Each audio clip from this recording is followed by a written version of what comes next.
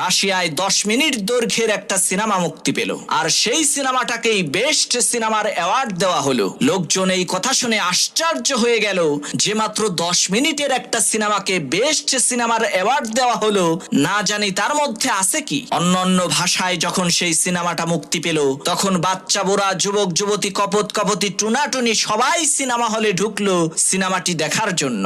ঘরের একটা সিলিং আর একটা সিলিং ফ্যান দেখানোর মাধ্যমে সিনেমাটি শুরু হলো এবং 6 মিনিট পর্যন্ত শুধুমাত্র সেই একটা জিনিসই দেখানো হলো, ঘরের সিলিং আর সিলিং ফ্যান। তখন সিনেমা হলের সমস্ত লোকজন চিৎকার চেঁচামেচি শুরু করে দিল এবং রাগে আর গোসায় সিনেমা হল থেকে বের হয়ে যাওয়ার সিদ্ধান্ত নিল। তখন হঠাৎ করেই সিনেমার দৃশ্যপট পাল্টাতে লাগলো। আস্তে আস্তে ঘরের সিলিং আর ফ্যান থেকে দৃশ্যটি সরে ঘরের ফ্লোরের দিকে আসতে লাগলো। তখন সকলেই দেখতে পেল একজন 10-12 বছরের বাচ্চা ছেলে সেই ঘরের সিলিং আর